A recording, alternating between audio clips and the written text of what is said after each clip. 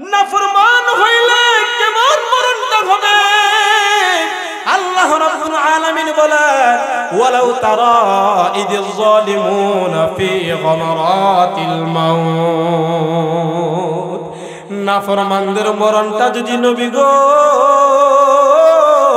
আপনি যদি নাফরমানদের মরণের অবস্থাটা সাকরাতের অবস্থাটা যদি আপনি দেখতেন তাদের কি অবস্থা হয় তাদের নিকট যখন ফেরেশতারা আসিয়া যায় আর বদ মানুষের কাছে আসিয়া ফেরেশতারা এমন একটা বিভৎস চেহারা নিয়ে আগমন হয় অর্থাৎ তাদের চেহারার দিকে তাকাইলেই মানুষগুলি কলিজা ফাটিয়া যায় দেখবেন কত মানুষ মওতের আগে জিহ্বাটা বাহির করিয়া দেয় কত মানুষ মওতের সময় প্রস্রাব পায়খানা করিয়া দেয় আছে না নাই কথা বলে না আছে না নাই অর্থাৎ প্রস্রাব পায়খানা করিয়া দেয় হায় চতুর্পার্শ্ব দিয়া মানুষগুলি বসা থাকে ভাই বসা থাকে বাবা বসা থাকে সন্তান সন্ততি বসা থাকে একসাথে সবাই বসিয়া থাকে যদি তার জ্ঞানটা থাকে বলে আমার একটু পানি দাও এটা বলতে বলতে চটপট চটপট করিয়া দুইটা চক্ষু উল্টাইয়া দেয় অনেকে আবার বিভৎস অবস্থায় তাদের জিহ্বাটা পর্যন্ত বাহির করিয়া দেয় অনেকে প্রস্রাব পায়খানা করিয়া দেয় কিন্তু আপনজন সবাই কাছে বসিয়া থাকে আল্লাহ রাব্বুল আলামিন বলেন এই অবস্থাটা কেন হয়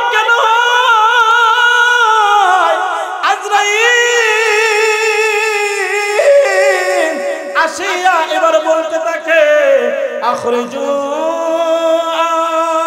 আনফুসাকুম হে নাফরমান হে আল্লাহর দুশমন হে রাসূলের দুশমন হে আল্লাহর গোলাম দুনিয়াতে থাকা অবস্থায় আল্লাহর ইবাদত বندگی করো নাই আল্লাহর নাফরমানি করেছো তোমাকে নির্দিষ্ট একটা সময় দেওয়া হয়েছিল এই সময়ে তুমি আমলগুলি করতে পারো নাই ভালো কাজগুলি করতে পারো নাই আখরিজু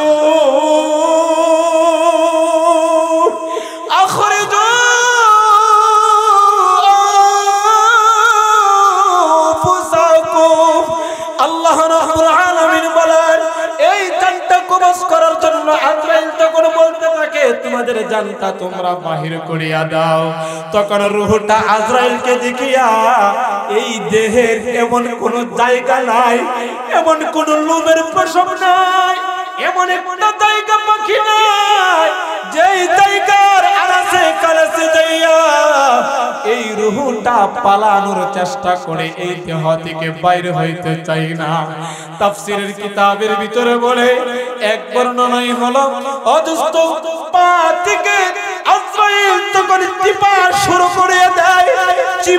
শুরু করিয়া দেয় তখন তাদের সাকরাতটা শুরু হয়ে যায় আর আজরাইল যখন চিপা শুরু করিয়া দেয় ও দোস্ত তখন মানুষটারে তুলার মতো এরকম ভাবে চিপতে থাকে তার হাড্ডি গুলি তার রগ গুলি যা কিছু আছে টাস টাস টাস টাস করিয়া একটা থেকে আরেকটা আলাদা হয়ে যায় মানুষের রগ গুলি যতগুলি রগ আছে ওই রগ গুলি একটা একটা করিয়া ছিড়িয়া যায় আখরিজু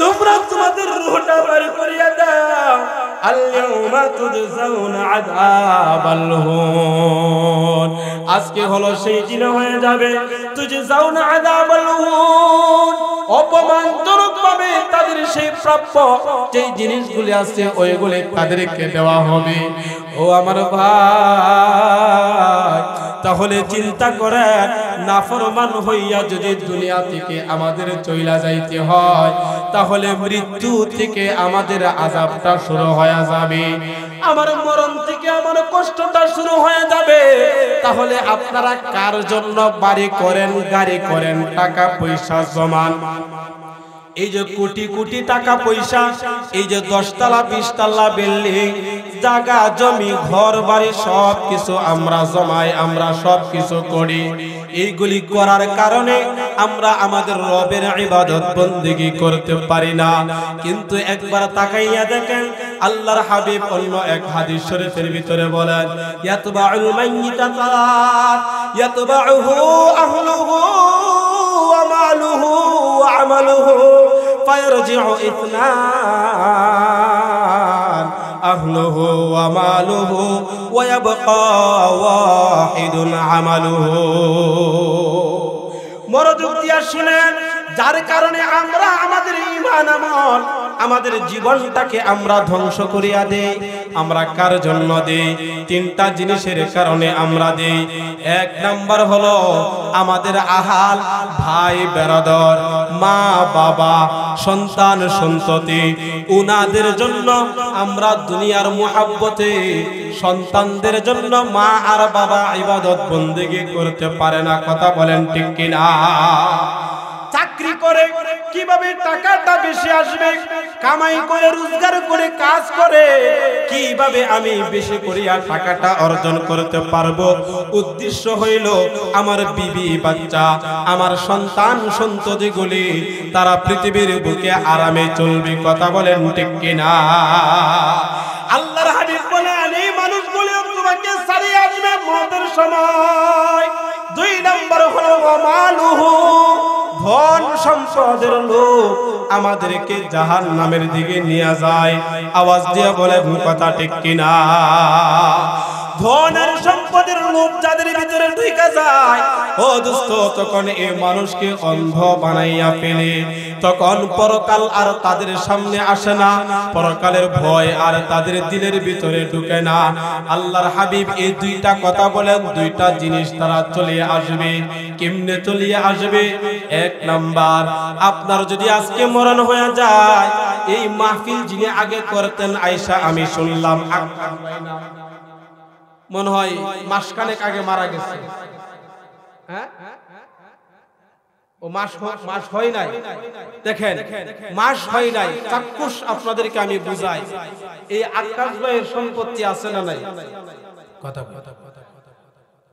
জায়গা সম্পত্তি আছে না নাই? আত্মীয় স্বজন আছে না নাই? ছেলে মেয়ে বউ বাচ্চা আছে না নাই? এই ছেলে মেয়ে বউ বাচ্চা আর এই সম্পত্তিগুলি যা কিছু করছিল, ছেলে মেয়েদের সুখের জন্য করছিল। এখন যেই দিন মারা গেল, ও দোস্ত, যত সম্পত্তি ব্যাংক ব্যালেন্স ছিল, যত জায়গাগুলি ছিল, টাকা পয়সা, দিনার দিরহাম স্বর্ণ যা কিছু ছিল, তার দেহ থেকে রুহুটা বাহির হইতে দেরি হইল। তার সমস্ত সম্পদগুলি তার ছেলে মেয়ে ওয়ারিসদের হইতে আর দেরি হইল না। আকাশ ভাইয়ের লাশটা দুনিয়াতে থাকা অবস্থায় যদি কেউ জিজ্ঞাসা করে আকাশ ভাইয়ের ওই যে জমিটা, বলে এটা আকাশ ভাইয়ের নয়, এই জমির মধ্যে কোনো কিছু করতে গেলে তার সন্তানরে জিগাও।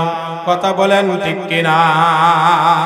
যত টাকা পয়সা আছে, ওই টাকা পয়সা একটু নড়াচড়া করতে গেলে আগে আকাশ ভাইয়ের কথা ব্যতীত টাকাটা ওই জায়গা থেকে ওই জায়গায় যায় নাই। উনার সিগনেচার ছাড়া এই টাকাটা ওই জায়গার ভিতরে যায় নাই। আকাশ ভাই যখন দুনিয়া থেকে বিদায় হয়ে গেল, মরণ হইতে দেরি হইল, তার যত টাকা পয়সা ছিল সাথে সাথে তার আর 1 টাকাও নাই, সব হয়ে গেল তার ওয়ারিসগণের। কথা বলেন ঠিক কিনা? আল্লাহর হাবিব বলেন, দুনিয়ার মানুষ, তোমরা টাকা আর টাকা, মাল আর মাল, এটা চাইতে চাইতে তোমরা দুনিয়াটাকে তোমরা ধরিয়া ফেলছো। তোমরা পরকালের আমলটা তোমরা মজবুত করতে পারো নাই। 2 নম্বর হলো আহলুহু, আরেকটা হলো তোমাদের আত্মীয় স্বজন, তোমাদের সন্তানদের মুখে হাসি ফোটানোর জন্য। কিন্তু এই দুটোটা জিনিস তোমার মরার সাথে সাথে ফিরিয়া আসে।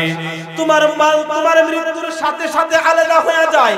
আর তোমার যে আত্মীয় স্বজনগুলি আছে, তোমার মৌতের খবর শুনলে তারা দৌড়াইয়া আসবে, তারা কাঁদবে, আসিয়া সবাই তখন তাড়াতাড়ি একদল বলতে থাকবে, যাও কাফনের কাপড়গুলি নিয়ে আসো, যাও কাপনের কাপড়গুলি নিয়ে আসো। আর একদল বলতে থাকবে, তোমরা যাইয়া জঙ্গলের কিনারায়, ওই বনদের মধ্যে রাস্তার কিনারায় যেখানে নিরিবিলি জায়গাটা আছে, মানুষ দিনের বেলা গেলেও সেখানে ভয় লাগে, ওই জায়গার মধ্যে তোমরা যাইয়া এখানে একটা কবর খনন করো, কবর খনন করো। কিছু মানুষ বাঁশ কাটার মধ্যে লাগিয়া যাবে, কিছু মানুষ গরম পানি করবে গোসল দেওয়ার জন্য। আরে আকাশ বাইরে কোটি কোটি টাকার সম্পত্তি পড়িয়া রইল। এই আপনজন গুলি দুইটা জিনিস, আপনজন আর টাকা পয়সা তারে সারিয়া দিল। আকাশ ভাইয়ের আপনজন ভাই বেরোদর যারা ছিল, তারাই এই আকাশ ভাইকে আর ঘরের ভিতরে ঢুকাই নাই, এই ঘর থেকে টানিয়া হেঁচড়াইয়া বাহির করিয়া এবার গোসল করানোর জন্য নিয়ে যায়। গোসলটা শেষ হয়ে যায়, সাদা তিনটা টুকরা কাপড় পরিধান করা। আকাশ ভাই যদি তার রূহটা ভালো হয়ে যায়, তাহলে তার রূহটা শুধুমাত্র বারবার বলে, ও আমার আত্মীয় স্বজন, তাড়াতাড়ি আমারে কবরস্থানে নিয়ে যাও, তাড়াতাড়ি আমারে কবরস্থানে নিয়ে যাও। আর যদি রূহটা খারাপ হয়ে যায়, তাহলে ওই রূহটা ডাক দিয়ে বলতে থাকে, ও আমার আপনজন, ও কলিজার টুকরা ভাই, ও আমার আব্বা, ও আমার কলিজার টুকরা সন্তান, ও আমার বন্ধু বান্ধব, তোমরা আমারে কোথায় নিয়ে যাও, তোমরা আমারে কোথায় নিয়ে যাও? যে জায়গার ভিতরে তো দিনের বেলা মানুষ একা একাও তারা ওই জায়গার ভিতরে যায় না। আমি তো তোমাদের জন্য সবকিছু দুনিয়ার বুকে জুড়াইলাম, আমি তো তোমাদের জন্য আল্লাহর ইবাদত বন্দেগী করতে পারি নাই, আমি তোমাদের জন্য আল্লাহকে দুনিয়াতে খুশি করতে পারি নাই। বদকার রূহগুলি আত্মচিৎকার করিয়া করিয়া বলতে থাকে, কিন্তু তাদের ডাকের সাড়া কে দেয়? দুনিয়ার কোনো মানুষ তাদের ডাকের সাড়া দিতে পারে না, কেউ তাদের আওয়াজটুকু শুনে না। অদস্ত সাদা কাপড় পরাইয়া, আতর সুরমা লাগাইয়া খালি একটা জায়গার মধ্যে নিয়ে যায়, বারবার এলান করে, আসো আমাদের ভাইকে আজকে আমরা বিদায় করিয়া দিব। ও দোস্ত, জানাজার নামাজটা পড়িয়া কালিমা শাহাদাত পড়তে পড়তে কাদের মধ্যে করিয়া এই লাশটারে নিয়ে যায়। ও দোস্ত, আল্লাহর হাবিব আরেক হাদিস শরীফের ভিতরে বলেন, মুতু ক্বাবলা আন তামুতু, মরার আগে তোমরা মরো। এর অর্থ হলো মরার আগে মরিয়া তোমরা একটু দেখো, এখানে বসিয়া বসিয়া একটু চিন্তা করেন, এখন আপনি মরিয়া গেলে যেই সিস্টেমটা বলতেছি দুনিয়ার, এই সিস্টেমে কিন্তু আপনাদেরকে কবরস্থানে নিয়ে যাবে। কথা বলেন ঠিক কিনা? কিন্তু যদি নাফরমান হয়ে যায়, নাফরমান হয়ে যাবেন, কাডুলাতে থাকবে, কিন্তু ওই জায়গায় থাইকেও চিৎকার করতে থাকে, কিন্তু মৃতের ডাকের সাড়া কে দেয়? তারে নিয়া ওই গুরুস্থানের মধ্যে নিয়া মাটি চাপা দেয়। আবার মানুষ মানুষের ডাকে, তারা আপন সন্তান কে আছে, আপন সন্তান না থাকলে আপন ভাই, আপন বাবারে ডাকে, তুমি এক মুষ্টি মাটি আগে গুরুস্থানের মধ্যে দাও। বলে কি বলে না? কথা কই না, বলে কি বলে না? এটা কেন দেয় দোস্ত? এটা এই জন্যই শিক্ষা যে আজকে তুমি তোমার ভাইকে এরকম ভাবে মাটির নিচে দাফন করতেছো, আজকে তুমি তোমার বাবার এরকম ভাবে দাফন করতেছো, আর কিছুক্ষণ পর তোমাকেও মানুষ এরকম ভাবে গুরুস্থানের মধ্যে নিয়ে আসবে তোমাকে দাফন করার জন্য। অর্থাৎ তুমিও এই দুনিয়া থেকে পরকালের সামানটা জোগাড় করিয়া লও। এই জন্য আমার ভাই, আল্লাহ রাব্বুল আলামিন এই কুরআনুল কারীমের ভিতরে বলেন, নাহনু আউলিয়াউকুম ফিল হায়াতিদ দুনিয়া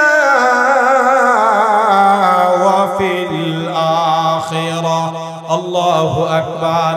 এই যে সাথে যে ফেরেশতাগুলি আসবে, এই ফেরেশতাগুলি আপনার মওতের সময় তারা আয়েশা হাজির হয়ে যাবে। আপনি যদি দুনিয়া থেকে ঈমানদার হয়ে যদি আপনার মরণ হয়, ভালো মানুষ হয়ে যদি আপনার মরণ হয়, আল্লাহরে যদি খুশি করতে পারেন, দিলটা যদি আপনি পরিষ্কার রাখিয়া বেশি বেশি করিয়া আক্তিরু যিকরা হাযিমিল লাযাতিল মাউত, মওতের কথা বেশি বেশি যদি স্মরণ করতে পারেন, তাহলে দোস্ত আখিরাতের সামান দুনিয়া থেকে আদায় করা যাবে। মওতের কথা যত বেশি স্মরণ করবেন আর মওতের মুরাকাবা, মৃত্যুর মুরাকাবা যত বেশি করবেন, তত বেশি পরকালের ভয় দিলের ভিতরে ঢুকা যাবে। আর পরকালের হিসাব নিকাশের ভয় অন্তরের ভিতরে যত বেশি ঢুকবে, ও দোস্ত তত বেশি দুনিয়াতে ভালো থাকা যাবে। আর না হয় দুনিয়ার লোক, সম্পদের লোক, সন্তান সন্ততির লোক, আত্মীয় স্বজনের লোক, ক্ষমতার লোক আমাদেরকে অন্ধ বানাইয়া দেয়, অন্ধ বানাইয়া দেয়। আলহামদুলিল্লাহ, আল্লাহ রাব্বুল আলামিনের দরবারে অসংখ্য অগণিত লাখো কোটি কালিমাতুশ শুকর, যে মহান রব আমাকে এবং আপনাদেরকে দুনিয়া থেকে যাচাই বাছাই করে সাদিরচর এলাকাবাসী ও যুব সমাজের উদ্যোগে 12তম বার্ষিকী ইসলামী মহাসম্মেলনে রাত এখন 10:15 এই সময়ে যে আল্লাহ আমাদেরকে পছন্দ করে ভালোবেসে সুযোগ করে দিলেন নেকের কাজের মধ্যে আসা, নেকের কাজ করা, কিছু কথা বলা এবং শোনার জন্য। আল্লাহ যে আমাদেরকে এই এলাকা থেকে, বাংলাদেশ থেকে যাচাই বাছাই করে এখানে আনলেন, আমরা আসতে পেরেছি, এতে আপনারা খুশি না বেজার? যে যে পরিমাণ খুশি এই অনুপাতে শুকরিয়ার আওয়াজটুকু বলি আলহামদুলিল্লাহ। আমি আপনাদের সামনে কুরআনুল কারীমের সূরা হামিম আস-সাজদা 30, 31 ও 32 নম্বর আয়াতে কারিমা তেলাওয়াত করেছি। এর সাথে মিল রেখে আরো অনেকগুলি আয়াত আমার সামনে রেখেছি। অসংখ্য হাদিস থেকে একটা হাদিসের সর্বশেষ অংশটুকু তেলাওয়াত করেছি, মানে লম্বা একটা হাদিস, এই হাদিসের শেষ অংশটুকু তেলাওয়াত করেছি। তো এই আয়াত এবং হাদিসকে সামনে রেখে ইনশাআল্লাহ যতটুকু পারে কিছু কথা বলবো, যে কথার দ্বারা বলনেওয়ালা শুননেওয়ালা এই মাহফিল থেকে যেন আমাদের খুরাক এখান থেকে নিয়ে যেতে পারি। সবাই বলেন আমিন। নবীজি সাল্লাল্লাহু আলাইহি ওয়াসাল্লাম হাদিসের শেষ অংশে বলেন, ইন্নামাল আমালু বিল খাওয়াতিব, যে মানুষের আমলের নির্ভরশীলতা হলো তার শেষের যেই আমলগুলি হয়, শেষ ভালো যার সব ভালো। এটা হলো একটা প্রবাদ বাক্য, আছে না নাই? কথা কয় না, আছে না নাই? কথা বলতে হবে আমার সাথে সাথে, কথা যদি বুঝেন। আল্লাহর হাবিবের এই কালামটা এটা প্রবাদ বাক্য না, এটা হলো রাসূল সাল্লাল্লাহু আলাইহি ওয়াসাল্লামের একখানা হাদিসের অংশ। নবী আমার ডাক দিয়ে বলেন, ইন্নামাল আমালু বিল খাওয়াতিম, প্রত্যেকটা মানুষের শেষ ভালো যার সব ভালো তার। অর্থাৎ শেষে যদি মানুষটা ভালো হয়ে যায়, মরার সময় যদি তার জবানে কালিমা নসিব হয়ে যায়, মরার আগে যদি মানুষটা তওবা করিয়া মরিয়া যায়, মরার আগে যদি মানুষটা আল্লাহওয়ালা হয়ে যায়, ও দোস্ত আল্লাহর হাবিব বলেন এই আমলটাই আল্লাহর দরবারে সবচেয়ে বেশি গ্রহণযোগ্য হবে। অর্থাৎ আমরা এই মাহফিলের ভিতরে আসলাম, জানি না আজকের এই মাহফিলটা আমাদের কার জীবনের সর্বশেষ মাহফিল এটা হইতে পারে। আমি এখান থেকে আমি আমার গন্তব্যস্থলে যেতে পারবো কিনা তার কোনো গ্যারান্টি আমি দিতে পারি না। আপনারা যারা এখানে আসছেন আলোচনা শোনার জন্য, আপনারাও এই গ্যারান্টি দিতে পারবেন না, বাড়িতে আবার যাইতে পারবেন এইখানে থাকা অবস্থায়ও আজরাইল আসতে পারে কি পারে না? এখানে থাকার ভিতরেও আজরাইল এসে দেখবেন আপনার রূহটা বের করে নিয়ে যাবে। এই কারণে আল্লাহর হাবিব বলেন, দুনিয়ার মানুষ, তোমাদের শেষ আমল যেটা হবে, এই আমলটা যেন সুন্দর হয়ে যায়, এই আমলটা যেন ভালো হয়ে যায়। ও পর্দার অন্তরালের মা, মনোযোগ দিয়া শুনবেন। শুধু কুরআন এবং হাদিস থেকে কিছু কথাগুলি বলবো। এই হাদিসের লাস্টে আল্লাহর নবীজি এই কথা বলেছেন, অর্থাৎ হাদিসের শুরুটা ছিল একজন ব্যক্তিকে নিয়ে। দুনিয়াতে অনেক মানুষ আছে, যেই মানুষগুলি জীবনভর নেকের কাজ করে, ভালো কাজ করে, কিন্তু মরার আগে মানুষটা বেঈমান হইয়া মরিয়া যায়। আছে না না? অনেক মানুষ আছে দুনিয়াতে অনেক পাপের কাজ করে, আবার দেখা যায় মরণের আগে আগে মানুষটা আল্লাহওয়ালা হয়ে যায়। আছে না নাই? কথা বলে না, আছে না নাই? অদুষ্ট গতকালকেও যেন এই বিষয়ে যখন আলোচনা করতেছিলাম, আলোচনার শেষে রাত 1টার সময় একজন বৃদ্ধ মানুষ জড়াইয়া দড়িয়া কাঁদতেছে আর বলতেছে, হুজুর, আমার চেয়ে বড় পাপী মনে হয় আর কেউ আসমানের নিচে জমিনের উপরে নাই। মানুষটা কাঁদতেছে আর বলতেছে, হুজুর,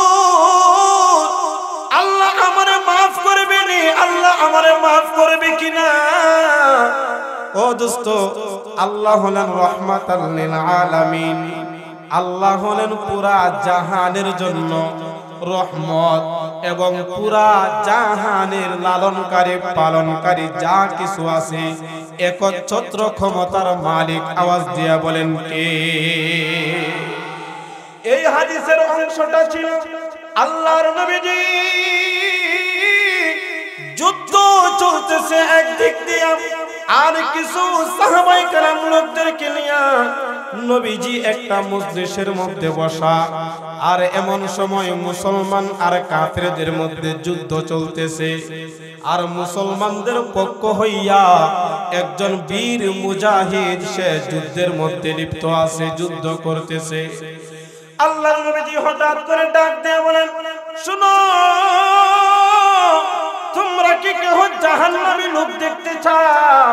যদি তোমরা জাহান্নামী লোক দেখতে চাও, তাহলে ওই যে লোকটা দেখো বীর বিক্রমে যুদ্ধ করতেছে জান প্রাণ দিয়া মুসলমানদের পক্ষ হইয়া, এই মানুষটা যুদ্ধের মধ্যে লিপ্ত আছে মুমিনদের পক্ষে, এই মানুষটাই হলো জাহান্নামী। আশ্চর্যের বিষয়, বুখারীর হাদিস, আপনারাও অবাক হয়ে যাবেন। মুসলমানদের পক্ষে যুদ্ধের ময়দানে মুমিনদের পক্ষে লড়াই করতেছে, আর এই লোকটারে দেখাইয়া বলতেছে এই মানুষটা হলো জাহান্নামী মানুষ। এই কথাটা নবীজি যখন মজলিসের মধ্যে বললেন, সাথে সাথে একজন ব্যক্তি দাঁড়াইয়া গেছে যে এই মানুষটা কি আমল করে, তার শেষ কি হয় এটা আমি দেখব। অর্থাৎ নবীজি কেন এমন একজন ভালো মানুষকে তিনি জাহান্নামী বললেন? এই কারণে একজন লোক যাইয়া ওই লোকটা যুদ্ধ করতেছে, ওই লোকটারে ফলো করতেছে। লোকটা কি করতেছে? দেখা গেল কাফেরদের সাথে যুদ্ধ করতে করতে কাফেররা ওই লোকটার উপর আক্রমণ করে বসলো, তার দেহটারে ক্ষত বিক্ষত করে ফেলল।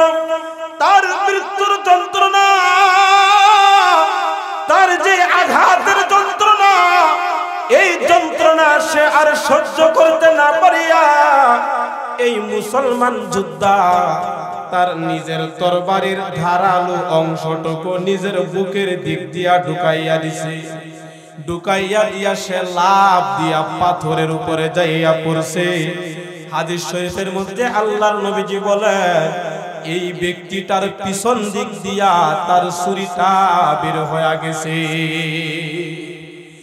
এই দৃশ্যটা দেখিয়া যেই লোকটা তাকাইয়া ওই ব্যক্তির দৃশ্যটা দেখলো, দেখিয়া এবার নবীজির দরবারে আসিয়া বলেন, ইয়া রাসূলুল্লাহ, ইয়া হাবিবাল্লাহ, ওগো আল্লাহর হাবিব,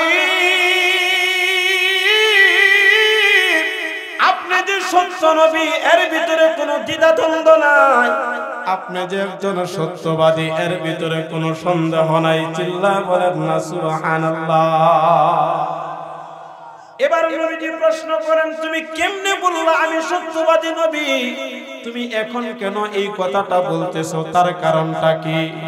এবার লোকটা ডাক দিয়া বলেন, ইয়া রাসূলুল্লাহ, ইয়া হাবিবাল্লাহ, আপনি যে বললেন ওই মানুষটা সে জাহান্নামী, আমি ঠিকই দেখলাম এই মানুষটা যুদ্ধ করতেছে। তার উপর যখন আক্রমণ করা হলো, এই আক্রমণে সে সহ্য করতে না পারিয়া তার সর্বশেষ সে নিজের বুকের ভিতর দিয়া তরবারিটা ঢুকাইয়া নিজে সে আত্মহত্যা করেছে। আত্মহত্যা মহাপাপ। বলেন কি পাপ? সবাই বলে না আত্মহত্যা কি পাপ? আত্মহত্যা হলো মহাপাপ। আত্মহত্যা যারা করে তারা দোস্ত জাহান্নামের ভিতরে যাবে, তারা জান্নাতের ভিতরে যাবে না। এই ঘটনা যখন লোকটা নবীজির সামনে বর্ণনা করলেন, এবার আল্লাহর নবীজি বলতে লাগলেন, শোনো, পৃথিবীতে এমন কিছু মানুষ আছে যেই মানুষগুলি সারা জীবন ভালো কাজ করে, দুনিয়াতে ভালো কাজগুলি করে, কিন্তু সে হয় জাহান্নামী একজন মানুষ। অর্থাৎ মরার আগে সে কিছু জাহান্নামে যাওয়ার কিছু আমল করিয়া লয়। সারা জীবন ভালো আমল করেছে, 5 ওয়াক্ত নামাজ পড়ছে, হজ করেছে, যাকাত দিয়েছে, দান খায়রাত সব কিছু করেছে, কিন্তু মরার আগে এমন কিছু অপরাধ করেছে যে অপরাধের কারণে মানুষটা জাহান্নামে চলিয়া যায়। আল্লাহর হাবিব বলেন, আর পৃথিবীতে আরেক শ্রেণীর মানুষ আছে যেই মানুষগুলি পৃথিবীতে বদ আমল করে, তার জিন্দেগিটা কাটায় গুনাহের কাজের মধ্যে, অপরাধের ভিতরে কাটায়, কিন্তু মরার আগে এই মানুষটা অনেক ভালো কাজগুলি করে আল্লাহর দরবারে তওবা করে, তওবা করার সুযোগ সে পাইয়া যায়। অর্থাৎ সারা জীবন অপরাধ করার পরেও তার শেষটা আল্লাহর দরবারে ভালো হয়ে যায়। আল্লাহর নবীজি এই হাদিসের শেষ অংশের ভিতরে বলেন, ইন্নামাল আ'মালু বিল খাওয়াতিম, অর্থাৎ যার শেষ ভালো তার হলো সব ভালো।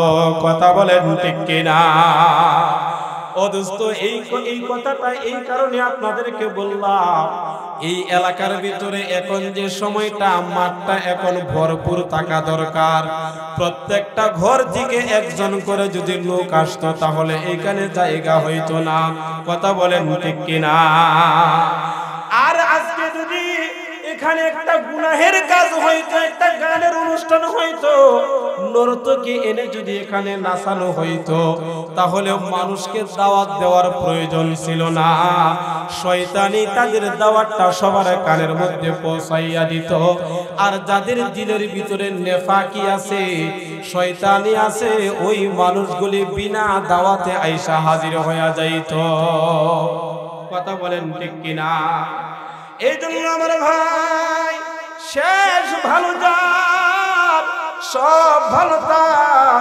আমি এই বিষয়টা মাথায় রাখা আপনাদের সামনে আয়াতে কারিমা তেলাওয়াত করলাম। আল্লাহ রাব্বুল আলামিন বলেন, ইন্নাল্লাযীনা ক্বালু রাব্বুনা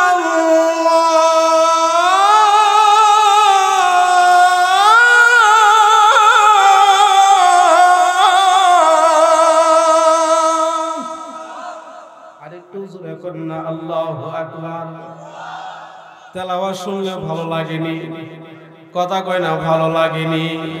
বেশিরভাগ নওজোয়ান যুবকদের কাছে তেলাওয়াত ভালো লাগে, যাদের দিল ভালো তাদের কাছে তেলাওয়াত বেশি ভালো লাগে। কথা কন ঠিক কিনা? কারণ এই তেলাওয়াত শুনিয়া মুসলমান হয় নাই। এই তেলাওয়াত শুনিয়া শুনিয়া কাফের মুশরিক বেঈমানরা তারা কালিমা পড়ে মুসলমান হয়ে গেছে। ওয়া ইযা তুলিয়াত আলাইহিম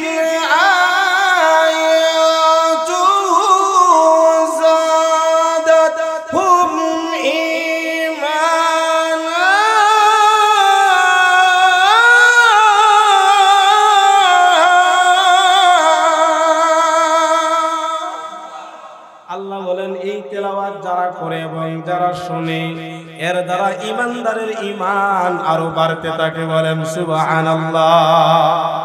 আল্লাহ রাব্বুল আলামিন বলেন ইন্নাল্লাযীনা ক্বালু রাব্বুনাল্লাহ, মনোযোগ দিয়া শুনবেন, নিশ্চয়ই যারা বলে ক্বালু রাব্বুনাল্লাহ, আমাদের রব কে? সবাই বলেন কে? আমাদের রব হইল একমাত্র কে? এই কথাটা জবান দ্বারা বলে ক্বালু রাব্বুনাল্লাহ, এই কথাটা জবান দ্বারা বলে এবং সাথে সাথে সুম্মাস্তাকামু তাতানাজ্জালু আলাইহিমুল মালাইকা।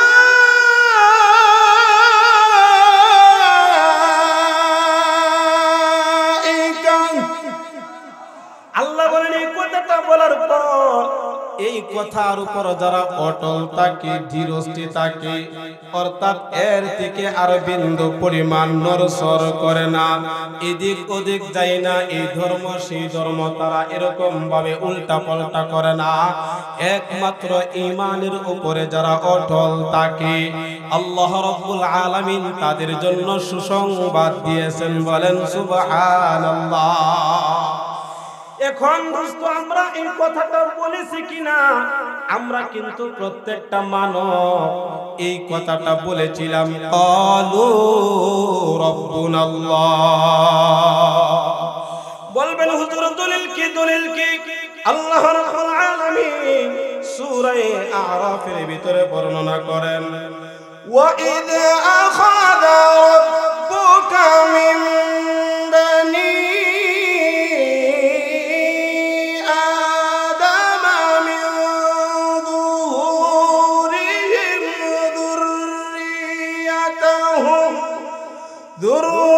ذريتهم وأشهدهم على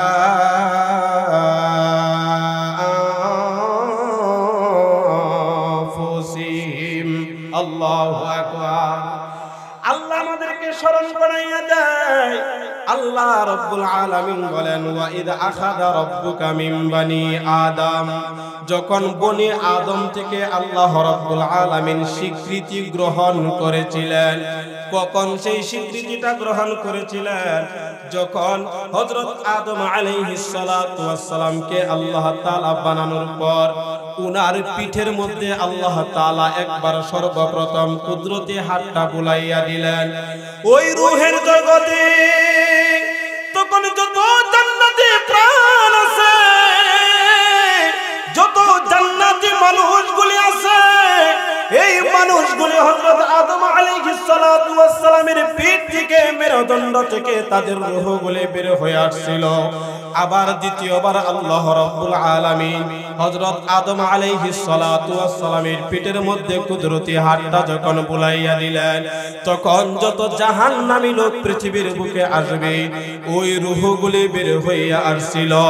একটা জায়গার মধ্যে সমবেত বর্ণনায় তাফসীরের কিতাবের ভিতরে বলেন, পিপিলিকার আকারে প্রত্যেকটা মানুষকে চুষ্ট করে।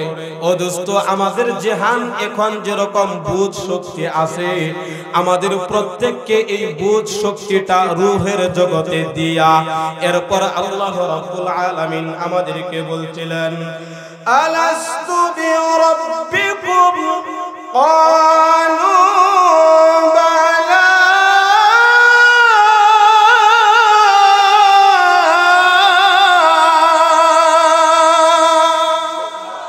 আল্লাহ আমাদেরকে জিজ্ঞাসা করছিলেন, আলাস্তু বিরাব্বিকুম, আমি কি তোমাদের প্রভু নয়? তখন সমস্ত রূহগুলি আমরা সবাই একসাথে জান্নাতি আর জাহান্নামী, নেককার আর বদকার, আমরা যারা এই জায়গার মধ্যে ছিল অর্থাৎ যত রূহ এই পৃথিবীর বুকে আছে সবাই বলছিল ক্বালু বালা, হ্যাঁ আপনি হইলেন আমাদের রব। অর্থাৎ আমরা এই স্বীকৃতিটা রূহের জগতে দিয়েছিলাম। এখন বলবেন হুজুর রূহের জগতে দিয়েছিলাম, এটা তো আমাদের স্মরণ নাই, এটা আমাদের জেহানের ভিতরে নাই, এটা তো আমরা জানিও না। কথা বলেন ঠিক কিনা? আল্লাহ তাআলা এই কারণে কুরআনুল কারীমটা নাযিল করলেন। এবার বলতে লাগলেন শাহিদিনা,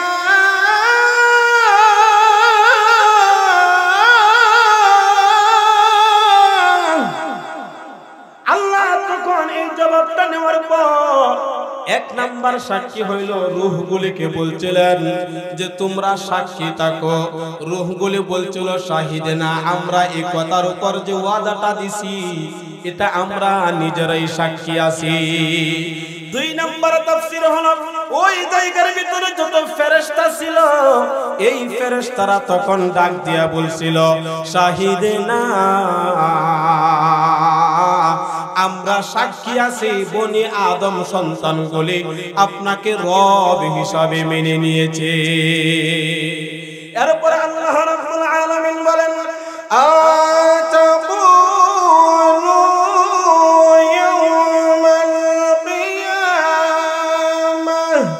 ইয়াওমাল কিয়ামাতি ইন্না কুন্না আন হাদা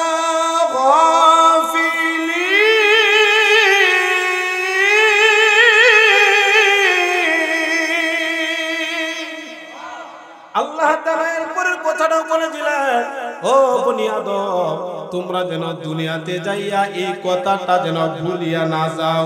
এই কারণে কুরআনের ভিতরে এই কথাটা উল্লেখ করিয়া দিলেন ইয়াউমাল কিয়ামা, বিচার দিবস যেদিন কায়েম হয়ে যাবে সেই দিন যেন আমরা এই কথা বলতে না পারি আল্লাহ যেই ওয়াদাটা আমরা আপনার দরবারে দিয়েছিলাম এটা আমরা দুনিয়াতে আমাদের স্মরণ ছিল না, এই কথাটা যেন আমরা বলতে না পারি। তাহলে আমি যে আয়াতে কারিমাগুলি তেলাওয়াত করিয়া নিরেটভাবে আমি আপনাদেরকে তার সারনির্যাস ভাব অর্থটা যেমনি বললে আপনারা সহজে বুঝবেন আমি এরকম ভাবে বলার চেষ্টাগুলি করতেছি দোস্ত। আমরা যেন হাসরের ময়দানে এই কথা বলতে না পারি যে আমরা ক্বালু বালা, এই কথাটা আমরা বলি নাই, এটা যেন অস্বীকার করতে না পারি।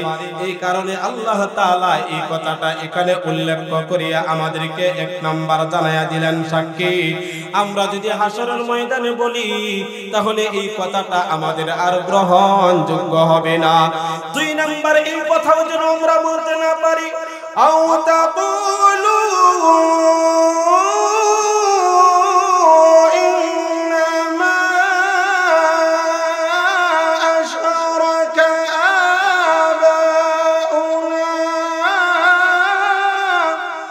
أشرك آباؤنا من قبل وكنا ذرية من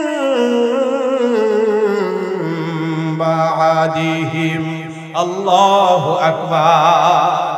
এই কথাও যেন আপনারা বলতে না পারেন আল্লাহ আমাদের পূর্বপুরুষ আব্বা আম্মারা ছিল মুশরিক, তারা শিরক করত, আর আমরা তাদের পরে আসিয়া আমরা তাদের অনুসরণ করে আমরা শিরক করেছি। এই কথাটাও যেন বলতে না পারেন।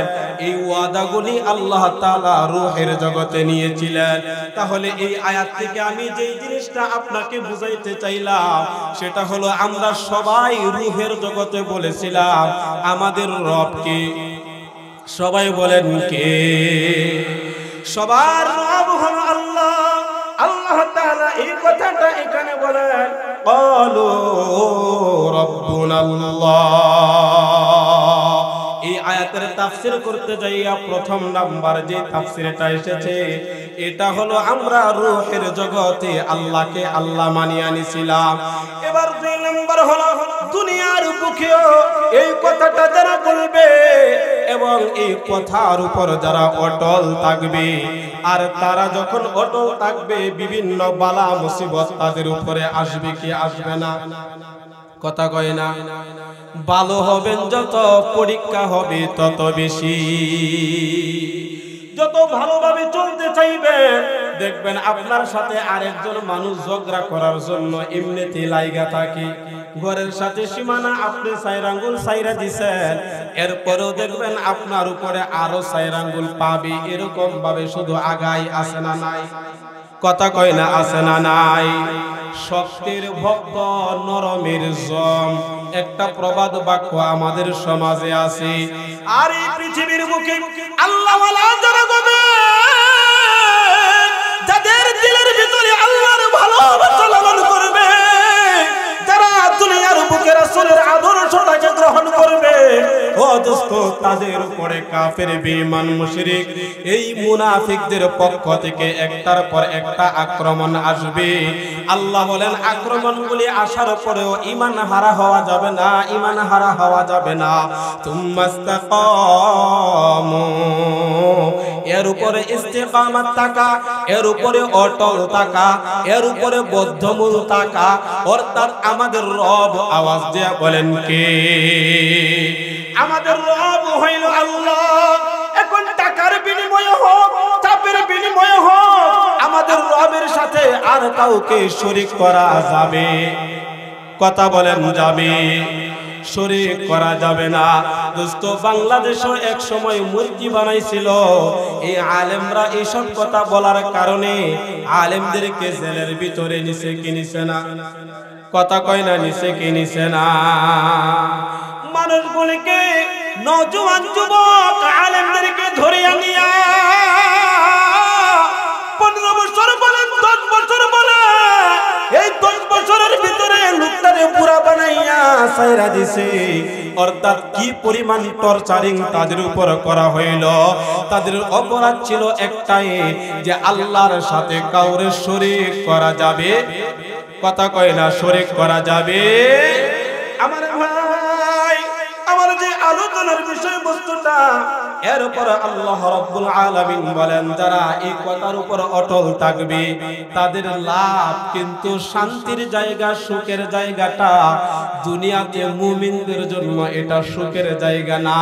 দুনিয়াতে হলো মুমিনদের জন্য এটা একটা জেলখানা স্বরূপ। দুনিয়াটাই হলো মুমিনদের জন্য জেলখানা স্বরূপ, আর কাফের মুশরিকদের জন্য হলো এই দুনিয়াটা তাদের জন্য জান্নাত। চিল্লায় বলেন কথা ঠিক কিনা? আল্লাহ রাসূল এটা বলে গেছেন, আসজিনুল মুমিন ওয়া জান্নাতুল কাফির। কাফেরদের জন্য দুনিয়াটা হলো একটা জান্নাত, আর মুমিনদের জন্য হলো এই দুনিয়াটা একটা জেলখানা। আর এই জেলখানার ভিতরে যারা কষ্ট করিয়াও আল্লাহ এবং আল্লাহর রাসূলকে ভুলবে না, আল্লাহ রাব্বুল আলামিন বলেন তাদের সুখ আর শান্তিটা তাদের মওতের সাথে সাথে শুরু হয়ে যাবে। বলেন সুবহানাল্লাহ। আল্লাহ রাব্বুল আলামিন বলেন, তাতানাজ্জালু আলাইহিমুল মালাইকা।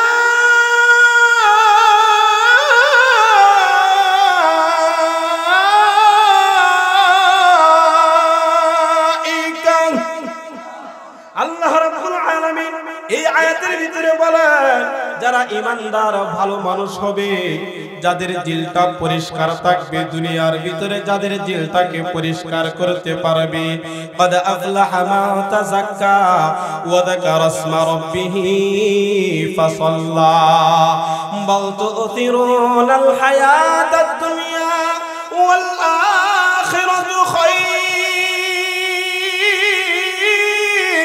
والآخرة خير وأبقى। তার ভিতরে যারা তাদের ঈমান আর আমলের উপরে অটল থাকতে পারবে।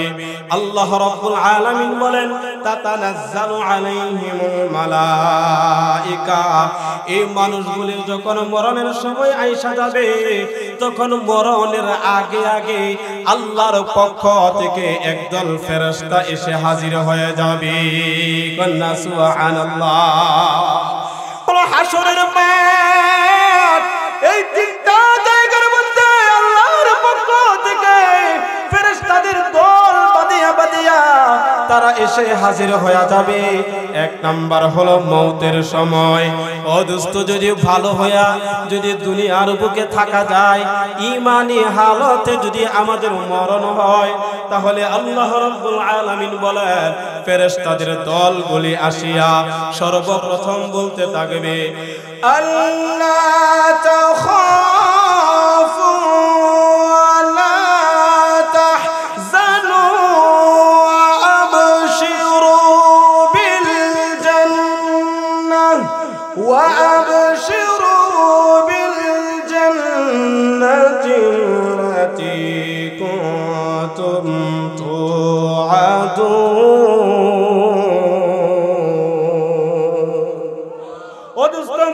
সময় যখন তারা বলতে থাকবে আল্লাহ তাখাফু ওয়ালা তাহজানু, তোমরা কোনো টেনশন করবে না, তোমরা কোনো চিন্তা করবে না, পেরেশানি হইবা না, তোমাদের জন্য সুসংবাদ হলো ওয়াবশিরু বিল জান্নাহ, জান্নাতের সুসংবাদ, তোমাদের সামনে জান্নাত অপেক্ষা করতেছে। চিল্লা বলেন সুবহানাল্লাহ। এই জান্নাতে আমরা যাইতে চাই কে কে? নারে নারায়ে তাকবীর। আয় আল্লাহ, আমাদের সবাইকে সেই জান্নাতের সুসংবাদ যেন আমরা মরণের সময় পাইয়া যাই। সবাই বলেন আমিন। রহমতের ফেরেশতারা আমাদের সামনে চলবে, আমাদের ডানে, আমাদের সামনে, আমাদের পিছনে থাকবে। কোনো কোয়ালিটির হাই হুতাশ আমাদের করতে হবে না। ও দোস্ত, এই কারণে আমাদের ঈমানটাকে দুনিয়ার বুক থেকে তরতাজা করিয়া নিতে হবে। আর যদি আমাদের আমলটা খারাপ হয়ে যায়, এই দুনিয়ার বুকে যদি আমাদের আমলটা যদি আমরা নষ্ট করিয়া ফেলি, ও দোস্ত, তাহলে আমাদের মরণটা কিন্তু ভালো হবে না। মরার সাথে সাথে তখন সেখান থেকে আযাব আমাদের উপর চলতে থাকবে। ও দোস্ত, কাফেরদের জন্য সেই শাস্তিটা মৃত্যুর সময় থেকে শুরু হয়ে যাবে এবং তাদের কবরের জগতেও কষ্ট করবে, হাসরের ময়দানেও কষ্ট করবে। সর্বশেষ হলো চিরস্থায়ী স্থান হলো জাহান্নাম, ওই জাহান্নামের ভিতরে ডুববে। এই জন্য নফসের প্রকার হইল তিনটা। একটা হলো নফসে আম্মারা, একটা হলো নফসে লাওয়ামা, একটা হলো নফসে মুতমাইন্না। নফসে আম্মারা হইল খারাপ দিল, যেটা তার দিলের চাহিদা অনুসারে দুনিয়ার বুকে চলে, মন যেটা চায় এটাই করে, কোনো ধর্ম কর্ম তার কাছে নাই, আছে না নাই? আর এর এই জাতিটা হলো কাফের জাতি, বেঈমান জাতি। নফসে লাওয়ামা যেটাকে বলা হয়, এটা হলো মুমিনদের ক্ষেত্রে, অর্থাৎ ওরা গুনাহ করে, আবার গুনাহ করার পর তারা অনুতপ্ত হয়, আছে না নাই? কথা কয় না, আছে না নাই? আরেকটা হলো নফসে মুতমাইন্না, যেটা হলো প্রশান্ত আত্মা, আল্লাহর পক্ষ থেকে তাদেরকে মেহমানদারি করিয়া করিয়া ডাকে। কন্যা সুবহানাল্লাহ।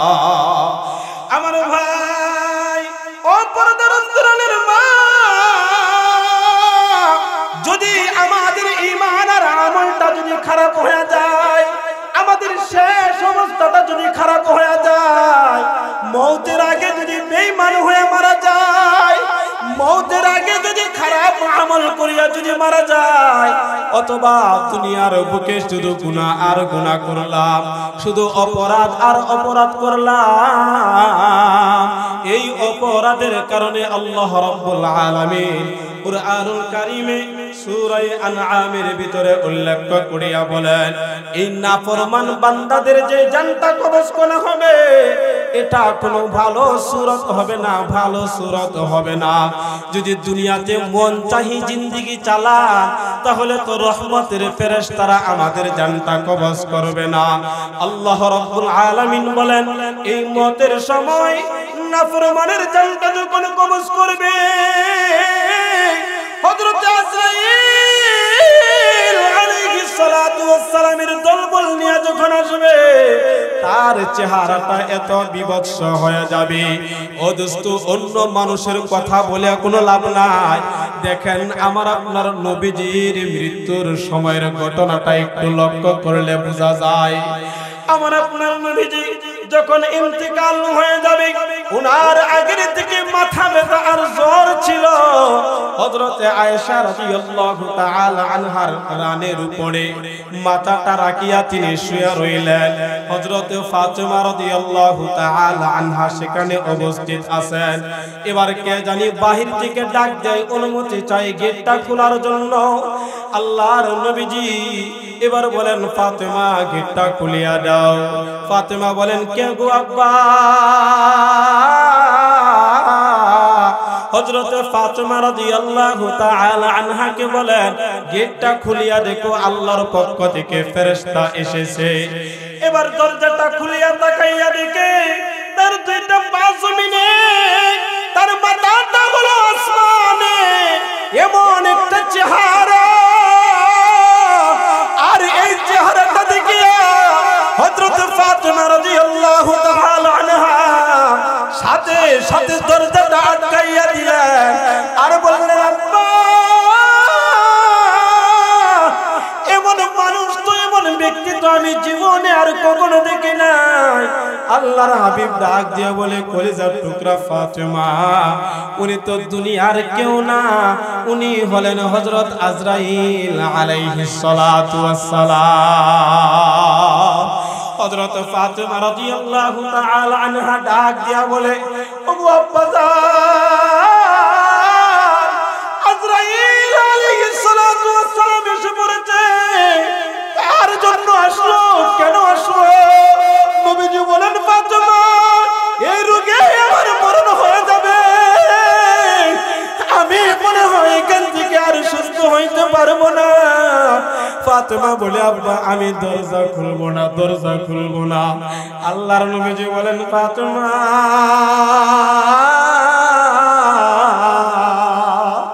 এটা তো এমন একজন ব্যক্তি, দরজা না খুললেও যিনি প্রবেশ করতে পারে। কুল ইন্নাল মাউতাল্লাযী তাফিরুনা মিনহু ফাইন্নাহু মুলাকীকুম সুম্মা তুরাদ্দুন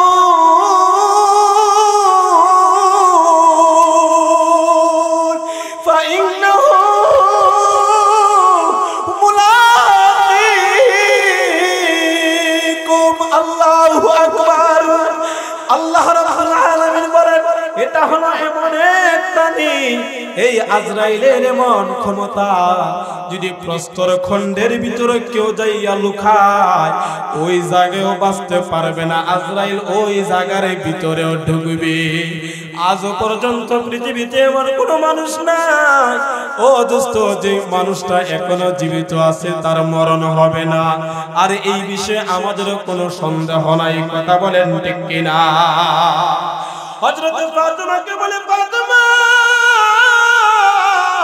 দরজা খুললেও আসবে, দরজা না খুললেও আসবে। তবে নবীদের ক্ষেত্রে হলো তাদের কাছে আয়েশা আগে অনুমতি চাই। ওগো নবীজি, আপনি যদি পৃথিবীতে থাকতে চান আপনি থাকতে পারবেন, আর যদি আপনি আপনার রবের কাছে চলে যেতে চান তাহলে চলেও যেতে পারবেন। আল্লাহর নবীজির কাছে জিবরাইল আসিয়া অনুমতি চাইলেন। আল্লাহর হাবিব বলেন, রফিকে আ'লা, আল্লাহ হলেন আমার পরম বন্ধু, সুতরাং আমি আর দুনিয়াতে থাকতে চাই না, আমি আমার বন্ধুর সাথে, বন্ধুর কাছে যাইতে চাই। কন্যা সুবহানাল্লাহ। আল্লাহর নবী যখন বললেন চলে যাবে, তখনই ফাতেমা কান্দে। আল্লাহর নবীজি ফাতেমাকে ডাক দিয়ে বলেন, ফাতেমা, তোমার কানটা একটু আমার মুখের কাছে নিয়ে আসো। আসার পর বলেন, ফাতেমা, এখনই আমার মরণ হয়ে যাবে, এটার দ্বারাই আমার মরণ হয়ে যাবে। হযরত ফাতেমা রাদিয়াল্লাহু তাআলা আনহা আবার কাঁদিয়া দিলেন। এবার কিছুক্ষণ পর ফাতেমা রাদিয়াল্লাহু তাআলা আনহাকে বলেন, ও ফাতেমা, কান্দিও না, কান্দিও না, আসো তোমার কানটা আমার মুখের সাথে লাগাও। কানাকানি করিয়া চুপে চুপে করিয়া বললেন, ফাতেমা তুমি চিন্তা করিও না, আমার ইন্তিকালের পর আমার আহালদের থেকে সর্বপ্রথম তোমার সাথে আমার সাক্ষাৎ হবে। এই কথাটা শুনিয়া হযরত ফাতেমা রাদিয়াল্লাহু তাআলা আনহা হাসিয়া দিলেন। হযরত আয়েশা রাদিয়াল্লাহু তাআলা আনহা এই হাদিসটা বর্ণনা করিয়া বলেন, হযরত আয়েশা রাদিয়াল্লাহু তাআলা আনহার কানের উপরে নবীজির মাথাটা আছে। আয়েশা রাদিয়াল্লাহু তাআলা আনহার ভাই আব্দুর রহমান একটা মিসওয়াক নিয়ে এই জায়গার ভিতরে আসলেন। নবীজি মিসওয়াকের দিকে তাকাইলেন এবং আয়েশা রাদিয়াল্লাহু তাআলা আনহাকে ইশারা দিলেন। আয়েশা বুঝতে পারলেন, বলেন নবী গো মিসওয়াকটা দিবনি? বলে হ্যাঁ দেন। তখন মিসওয়াকটা নিয়া এবার বলে আমি একটু চিবাইয়া নরম করিয়া দেই।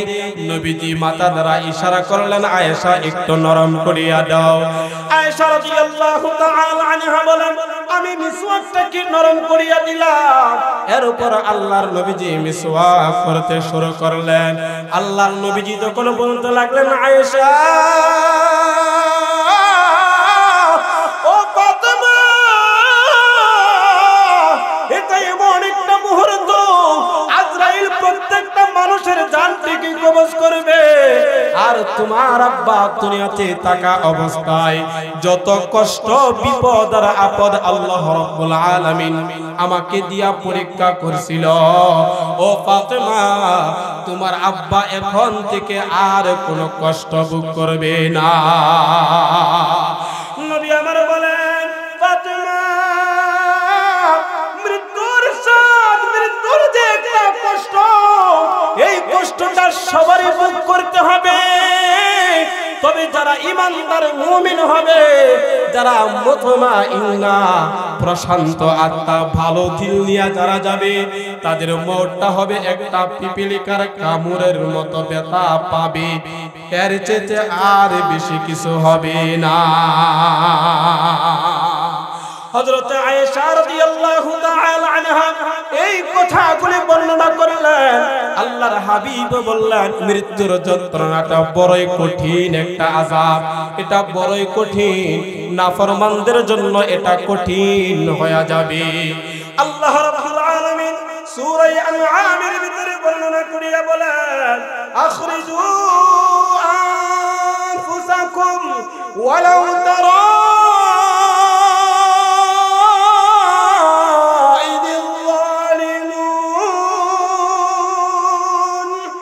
ولو ترى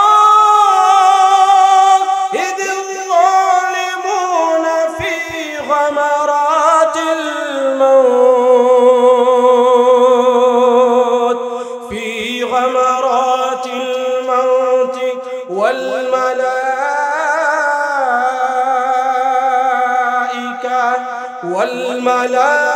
والملائكة باسطوا أيديهم। মনোযোগ দিয়া যুবক ভাইরা শুনেন, ও বৃদ্ধ বাবারা আপনারা একটু মনোযোগ দিয়া শুনেন। পর্দার অন্তরালের মা বোনেরা, নাফরমান হইলে কেমন মরণটা হবে আল্লাহ রাব্বুল আলামিন বলেন, ওয়ালাউ তারা ইযিল যালিমুনা ফি গামারাতিল মাউত। নাফরমানদের মরণটা যদি নবী গো, আপনি যদি নাফরমানদের মরণের অবস্থাটা, সাকরাতের অবস্থাটা যদি আপনি দেখতেন, তাদের কি অবস্থা হয়। তাদের নিকট যখন ফেরেশতারা আসিয়া যায়, আর বদ মানুষের কাছে আসিয়া ফেরেশতারা এমন একটা বিভৎস চেহারা নিয়ে আগমন হয়, অর্থাৎ তাদের চেহারার দিকে তাকাইলেই মানুষগুলি কলিজা ফাটিয়া যায়। দেখবেন কত মানুষ মৌতের আগে জিহ্বাটা বাহির করিয়া দেয়, কত মানুষ মৌতের সময় প্রস্রাব পায়খানা করিয়া দেয়, আছে না নাই? কথা বলে না, আছে না নাই? অর্থাৎ প্রস্রাব পায়খানা করিয়া দেয়।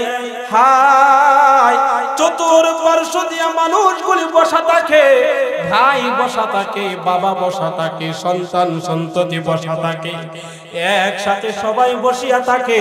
যদি তার জ্ঞানটা থাকে, বলে আমার একটু পানি দাও, পানি দাও। এটা বলতে বলতে চটপট চটপট করিয়া দুইটা চক্ষু উল্টাইয়া দেয়। অনেকে আবার বিভৎস অবস্থায় তাদের জিহ্বাটা পর্যন্ত বাহির করিয়া দেয়।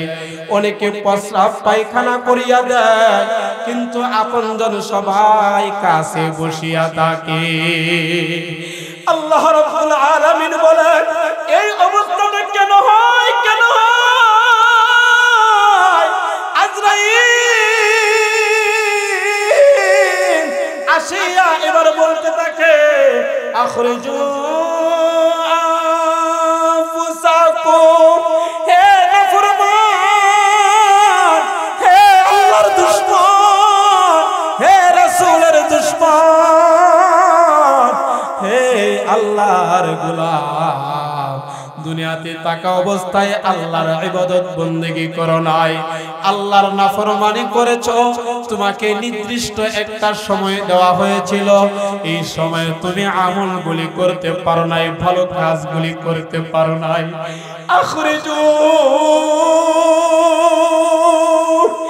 আখরিজু আনফুসাকুম। আল্লাহ রাব্বুল আলামিন বলেন, এই জানটা কবজ করার জন্য আজরাইল তখন বলতে থাকে, তোমাদের জানটা তোমরা বাহির করিয়া দাও। তখন রূহটা আজরাইলকে দেখিয়া, এই দেহের এমন কোন জায়গা নাই, এমন কোন লোমের পশম নাই, এমন একটা জায়গা পাখি নাই যেই জায়গার আনাসে কানাসে যাইয়া এই রূহটা পালানোর চেষ্টা করে এই দেহ থেকে বাইরে হইতে চাই না।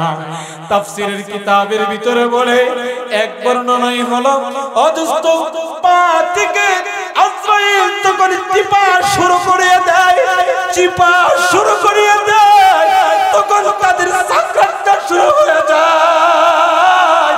আর আজরাইল যখন চিপা আর চিপা শুরু করিয়া দেয়, ও দোস্ত, তখন মানুষটারে তুলার মতো এরকম ভাবে চিপতে থাকে। তার হাড্ডিগুলি, তার রগগুলি যা কিছু আছে টাস টাস টাস টাস করিয়া একটা থেকে আরেকটা আলাদা হয়ে যায়।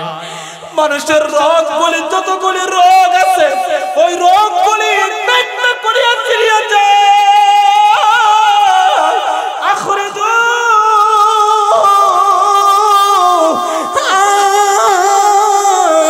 আনফুসাকুম, তোমরা তোমাদের রূহটা বের করিয়া দাও। আল-ইয়াউমা তুজজাউনা আযাবাল হুন, আজকে হলো সেই দিন হয়ে যাবে, তুজজাউনা আযাবাল হুন, অপমানজনক ভাবে তাদের সেই প্রাপ্য যে জিনিসগুলি আছে ওইগুলি তাদেরকে দেওয়া হবে। ও আমার ভাই, তাহলে চিন্তা করে, নাফরমান হইয়া যদি দুনিয়া থেকে আমাদের চইলা যাইতে হয়, তাহলে মৃত্যু থেকে আমাদের আযাবটা শুরু হয়ে যাবে, আমার মরণ থেকে আমার কষ্টটা শুরু হয়ে যাবে। তাহলে আপনারা কার জন্য বাড়ি করেন, গাড়ি করেন, টাকা পয়সা জমান, এই যে কোটি কোটি টাকা পয়সা, এই যে 10 তলা 20 তলা বিল্ডিং, জায়গা জমি ঘর বাড়ি সব কিছু আমরা জমাই, আমরা সব কিছু করি। এইগুলি করার কারণে আমরা আমাদের রবের ইবাদত বন্দেগী করতে পারি না। কিন্তু একবার তাকাইয়া দেখেন, আল্লাহর হাবিব অন্য এক হাদিস শরীফের ভিতরে বলেন, ইয়াতবাউল মাইয়িতা ইয়াতবাউহু আহলুহু ওয়া মালুহু ওয়া আমালুহু ফায়ারজিউ ইথনান আহলুহু ওয়া মালুহু ওয়া ইয়াবকা ওয়াহিদুন আমালুহু। মনোযোগ দিয়া শুনেন, যার কারণে আমরা আমাদের ঈমান আমল আমাদের জীবনটাকে আমরা ধ্বংস করিয়া দেই। আমরা কার জন্য দেই? তিনটা জিনিসের কারণে আমরা দেই। এক নাম্বার হলো আমাদের আহাল, ভাই বেরাদর, মা বাবা, সন্তান সন্ততি, উনাদের জন্য আমরা দুনিয়ার মুহাব্বতে সন্তানদের জন্য মা আর বাবা ইবাদত বন্দেগী করতে পারে না। কথা বলেন ঠিক কিনা? চাকরি করে কিভাবে টাকাটা বেশি আসবে, কামাই করে রোজগার করে কাজ করে কিভাবে আমি বেশি করিয়া টাকাটা অর্জন করতে পারবো, উদ্দেশ্য হইল আমার বিবি বাচ্চা, আমার সন্তান সন্ততিগুলি তারা পৃথিবীর বুকে আরামে চলবে। কথা বলেন ঠিক কিনা? আল্লাহর হাবিব বলেন এই মানুষগুলো তোমাকে ছাড়িয়ে আসবে মওতের সময়। দুই নাম্বার হলো ওয়ামালুহু, ধন সম্পদের লোভ আমাদেরকে জাহান্নামের দিকে নিয়ে যায়। আওয়াজ দিয়ে বলেন কথা ঠিক কিনা? ধন আর সম্পদের লোভ যাদের ভিতরে ঢুকে যায়, ও দোস্ত, তখন এই মানুষকে অন্ধ বানাইয়া ফেলে। তখন পরকাল আর তাদের সামনে আসে না, পরকালের ভয় আর তাদের দিলের ভিতরে ঢুকে না। আল্লাহর হাবিব এই দুইটা কথা বলেন, দুইটা জিনিস তারা চলে আসবে। কেমনে চলে আসবে? এক নাম্বার, আপনার যদি আজকে মরণ হয়ে যায়, এই মাহফিল যিনি আগে করতেন আয়েশা, আমি শুনলাম মনে হয় মাসখানেক আগে মারা গেছে। হ্যাঁ, ও মাস হয় নাই। দেখেন, মাস হয় নাই। চাক্ষুষ আপনাদেরকে আমি বুঝাই, এই আকাশ ভাইয়ের সম্পত্তি আছে না নাই? কথা জায়গা সম্পত্তি আছে না নাই? আত্মীয় স্বজন আছে না নাই? ছেলে মেয়ে বউ বাচ্চা আছে না নাই? এই ছেলে মেয়ে বউ বাচ্চা আর এই সম্পত্তিগুলি যা কিছু করছিল, ছেলে মেয়েদের সুখের জন্য করছিল। এখন যেই দিন মারা গেল, ও দোস্ত, যত সম্পত্তি ব্যাংক ব্যালেন্স ছিল, যত জায়গাগুলি ছিল, টাকা পয়সা, দিনার দিরহাম স্বর্ণ যা কিছু ছিল, তার দেহ থেকে রুহুটা বাহির হইতে দেরি হইল। তার সমস্ত সম্পদগুলি তার ছেলে মেয়ে ওয়ারিসদের হইতে আর দেরি হইল না। আকাশ ভাইয়ের লাশটা দুনিয়াতে থাকা অবস্থায় যদি কেহ জিজ্ঞাসা করে আকাশ ভাইয়ের ওই যে জমিটা, বলে এটা আকাশ ভাইয়ের নয়, এই জমির মধ্যে কোনো কিছু করতে গেলে তার সন্তানরে জিগাও। কথা বলেন ঠিক কিনা? যত টাকা পয়সা আছে, ওই টাকা পয়সা একটু নড়াচড়া করতে গেলে আগে আকাশ ভাইয়ের কথা ব্যতীত টাকাটা ওই জায়গা থেকে ওই জায়গায় যায় নাই। উনার সিগনেচার ছাড়া এই টাকাটা ওই জায়গার ভিতরে যায় নাই। আকাশ ভাই যখন দুনিয়া থেকে বিদায় হয়ে গেল, মরণ হইতে দেরি হইল, তার যত টাকা পয়সা ছিল সাথে সাথে তার আর এক টাকাও নাই, সব হয়ে গেল তার ওয়ারিসগণের। কথা বলেন ঠিক কিনা? আল্লাহর হাবিব বলেন, দুনিয়ার মানুষ, তোমরা টাকা আর টাকা, মাল আর মাল, এটা চাইতে চাইতে তোমরা দুনিয়াটাকে তোমরা ধরিয়া ফেলছো। তোমরা পরকালের আমলটা তোমরা মজবুত করতে পারো নাই। দুই নাম্বার হলো আহলুহু, আরেকটা হলো তোমাদের আত্মীয় স্বজন, তোমাদের সন্তানদের মুখে হাসি ফোটানোর জন্য। কিন্তু এই দুটোটা জিনিস তোমার মরার সাথে সাথে ফিরিয়া আসে। তোমার মাল তোমার মৃত্যুর সাথে সাথে আলাদা হয়ে যায়। আর তোমার যে আত্মীয় স্বজনগুলি আছে, তোমার মৌতের খবর শুনলে তারা দৌড়াইয়া আসবে, তারা কাঁদবে, আসিয়া সবাই একসাথে হইয়া তখন তাড়াতাড়ি একদল বলতে থাকবে, যাও কাফনের কাপড়গুলি নিয়ে আসো, যাও কাপনের কাপড়গুলি নিয়ে আসো। আরেক দল বলতে থাকবে, তোমরা যাইয়া জঙ্গলের কিনারায়, ওই বনের মধ্যে, রাস্তার কিনারায় যেখানে নিরিবিলি জায়গাটা আছে, মানুষ দিনের বেলা গেলেও সেখানে ভয় লাগে, ওই জায়গার মধ্যে তোমরা যাইয়া এখানে একটা কবর খনন করো, কবর খনন করো। কিছু মানুষ বাঁশ কাটার মধ্যে লাগিয়া যাবে, কিছু মানুষ গরম পানি করবে গোসল দেওয়ার জন্য। আরে আকাশ ভাইয়ের কোটি কোটি টাকার সম্পত্তি পড়িয়া রইল, এই বলি দুইটা জিনিস আপনজন আর টাকা পয়সা তারে সারিয়া দিল। আক্কাস ভাইয়ের আপনজন ভাই বেরাদর যারা ছিল তারাই এই আক্কাস ভাইকে আর ঘরের ভিতরে ঢুকাই নাই, এই ঘর থেকে টানিয়া হেঁচড়াইয়া বাহির করিয়া এবার গোসল করানোর জন্য নিয়ে যায়।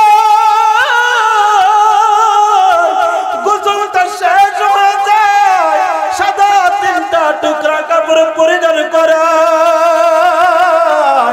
আক্কাস ভাই যদি তার রূহটা ভালো হয়ে যায় তাহলে তার রূহটা শুধুমাত্র বারবার বলে, ও আমার আত্মীয় স্বজন তাড়াতাড়ি আমারে কবরস্থানে নিয়ে যাও, তাড়াতাড়ি আমারে কবরস্থানে নিয়ে যাও।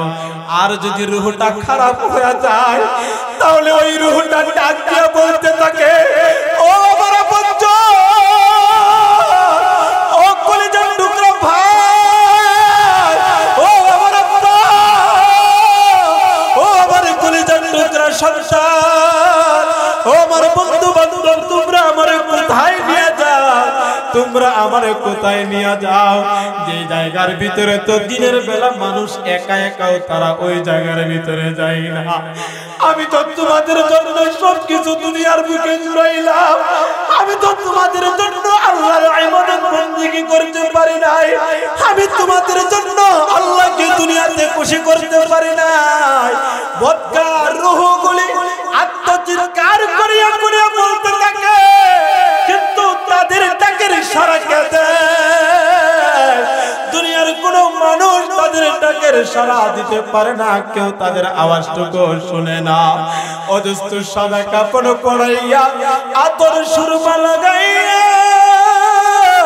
খালি একটা জায়গার মধ্যে নিয়ে যায়, বারবার এলান করে, আসো আমাদের ভাইকে আজকে আমরা বিদায় করিয়া দিব। ও দোস্ত, জানাজার নামাজটা পড়িয়া কালিমা শাহাদাত পড়তে পড়তে কাদের মধ্যে করিয়া এই লাশটার নিয়ে যায়। ও দোস্ত, আল্লাহর হাবিবের হাদিস শরীফের ভিতরে বলেন, মুতু ক্বাবলা আন তামুতু, মরার আগে তোমরা মরো। এর অর্থ হলো মরার আগে মরিয়া তোমরা একটু দেখো, এখানে বসিয়া বসিয়া একটু চিন্তা করেন, এখন আপনি মরিয়া গেলে যেই সিস্টেমটা বলতেছি দুনিয়ার, এই সিস্টেমে কিন্তু আপনাদেরকে কবরস্থানে নিয়ে যাবে। কথা বলেন ঠিক কিনা?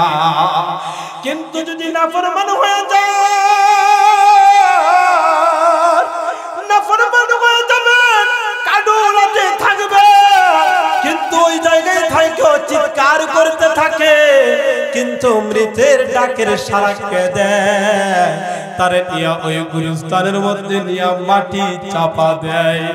আবার মানুষ মানুষের ডাকে, তারা আপন সন্তান কি আছে, আপন সন্তান না থাকলে আপন ভাই আপন বাবারে ডাকে, তুমি এক মুষ্টি মাটি আগে গুরুস্থানের মধ্যে দাও। বলে কি বলে না? কথা কই না? বলে কি বলে না? এটা কেন দেয় দোস্ত?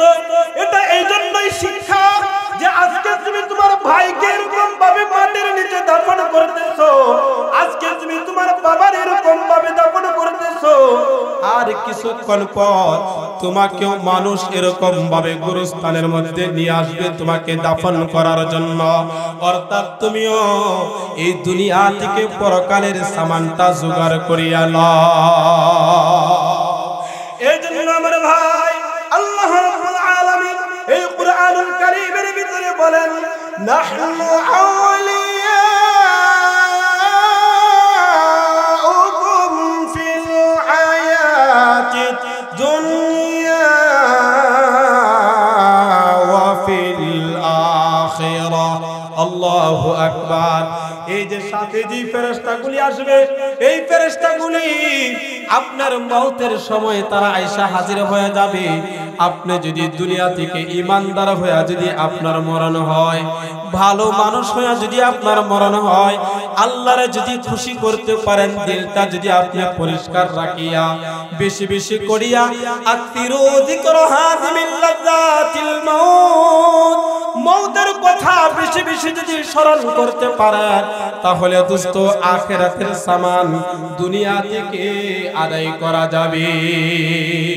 মওতের কথা যত বেশি স্মরণ করবেন, আর মৌতের মুরাকাবা মৃত্যুর মুরাকাবা যত বেশি করবেন তত বেশি পরকালের ভয় দিলের ভিতরে ঢুকা যাবে আর পরকালের হিসাব নিকাশের ভয় অন্তরের ভিতরে যত বেশি ঢুকবে ও দোস্ত তত বেশি দুনিয়াতে ভালো থাকা যাবে আর না হয় দুনিয়ার লোক সম্পদের লোক সন্তান সন্ততির লোক আত্মীয় স্বজনের লোক ক্ষমতার লোক আমাদেরকে অন্ধ বানাইয়া দেয় অন্ধ বানাইয়া দেয় আল্লাহ রাব্বুল আলামিন বলেন তোমরা দুনিয়াতে থাকি একটু ভালো হয়ে যাও যদি তোমরা ভালো হয়ে যাও এই দুনিয়াতে যদি তোমরা ভালো আমলগুলো করতে পারো তাহলে দুনিয়ার ফেরেশতারাও তোমাদের সাথে থাকবে আর আখিরা আল্লাহু আকবার ওই ফেরেশতাগুলি বলতে থাকবে বন্ধু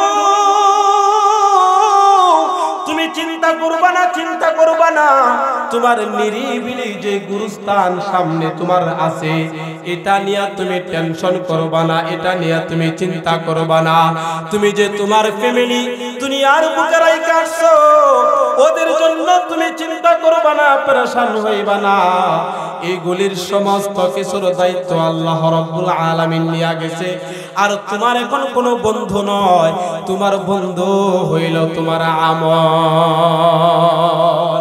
অর্থাৎ আমলটা যদি ভালো হয়ে যায় এই দুনিয়াতে যে আমল এই আমলটা ডাক দিয়ে বলবে বন্ধু তুমি দুনিয়াকে প্রাধান্য দাও না দুনিয়ার দিকে তুমি মোহ করো না তুমি নেক আমল হিসাবে আমারে বন্ধু বানাইছিলা আজকে তুমি আমি তোমার সাথে আছি আমরা তোমার সাথে আছি তোমার মওতের যে কষ্টটা আজরাইল এটাও আমরা তোমার সাথে থাকবো তোমারে তেমন কোনো কষ্ট দেওয়া হবে না তার সামনে জান্নাতগুলি তুলিয়া ধরা হবে জান্নাতের নাজ নিয়ামতগুলি যখন তার চোখের সামনে তুলিয়া ধরবে তখন দেখবেন একটা মুস্কি হাসি দিবে তার জানটা কবজ করিয়া নেয় ওই মানুষটা টের পাবে না সুবহানাল্লাহ একটা কলস থেকে যেরকম ভাবে গ্লাসের ভিতরে পানি ঢালা হয় পানিটা যত সুন্দর ভাবে বের হইয়া যায়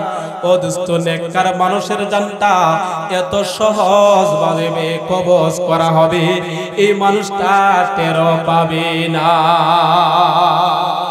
আমরা দুনিয়া থেকে নেককার হয়ে আল্লাহ রাব্বুল আলামিন হবেন মেজবান আর আমরা হইব মেহমান এই আল্লাহর মেহমান হতে চাই কে কে নারে তাকবীর আল্লাহ তাআলা আমাকে এবং আপনাদেরকে এই মওত সম্পর্কে শেষ ভালোদার কথা কই না শেষ ভালোদার সব ভালো তার আল্লাহ তাআলা আমাদের সবাইকে শেষটা যেন ভালো হয় আজকের এই মাহফিল থেকে তওবা করে যাব ইনশাআল্লাহ আপনাদের আজকের এই মাহফিলের প্রধান অতিথি যিনি আপনাদের সুপরিচিত এই কুলিয়াচরের কৃতি সন্তান হযরতুল আল্লামা হযরত মাওলানা নাসিরউদ্দিন রহমানী সাহেব বারাকাল্লাহু ফি হায়াতি গুরুত্বপূর্ণ আলোচনা পেশ করবেন জীবনের সর্বশেষ যে কথাটা প্রথম শুরু করেছিলাম শেষ মনে করে